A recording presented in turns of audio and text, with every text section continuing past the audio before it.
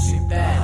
Eu Repres, Zé Bolinho, Uni versus urbanos, Psicopato, T-Rex, os mais lunáticos, Maus Elementos, todo esse sistema Repres, construindo seu próprio império, todos e todos pelo rap. subterrâneo, tá ligado? onde caminhamos sobre crânios Freguesia, e achamos nossas próprias respostas. RJ, Senhor do reino das ruas, que habita por toda parte. Junto sonho eu desejo, transformo loucura em arte. Isso, tudo que for preciso eu faço. Garanto meu abrigo, conquisto meu espaço. Expansão do império, disposição de gladiador. Ao meu reino, minha vida, votos velados de amor. Aqui tem que tá por que for, por que der e vier. Não basta tu querer ser, é só quem é. Construindo nosso império, neguinho, bagulho é sério. Bolinho tem seu critério, respeito para os mais velhos.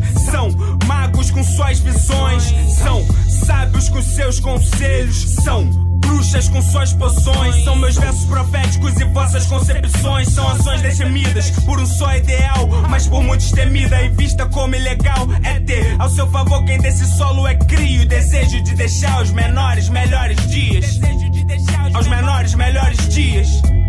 Aos menores melhores dias. com uma forte frente fria, doença que contagia. O imperioso rap, impérios cria da freguesia, querendo a paz no plano real espiritual, no qual nós batalhamos de sol a sol. Sem mistério, a rima é o nosso ministério. Converso sério em monostério, vindo de império que contra-ataca, taca e ataca. Frases improvisadas com palavras afiadas, com audácia e eficácia eu marco terreno. Deus não me deu asas, mas eu tenho veneno. Desde pequeno obtendo objetivo pleno, conquistando a caminhada a cada passo sereno. A arena da vida é a causa do nosso ferimento, sofrimento lento, sem momento de lamento. A união é o cimento, cada um de nós é o tijolo. A amizade é o concreto e nossa honra vale mais que o imperador é o rap na dinastia moderna. RJ é o domínio dos cavaleiros da nova era. Minha espada é o microfone, meu elmo é um boné. Lutamos por liberdade até não conseguir ficar de pé. Fé é nosso hino, conteúdo é nosso escudo. Dino é um paladino, usando a ciência das rimas como um estudo. Construímos nosso castelo com música como estrutura. Leitura é o alicerce, o arquiteto é a cultura das guerras. Temos a tática, em combate temos a prática. Dominamos a magia dos beats, misturando música com informática. Diplomaticamente atuando junto com outros reinos. Mesmo se ainda tivesse que escrever com uma pena e mandar pelo pombo correio. Hoje é pelo e-mail, agora os cavalos são de aço.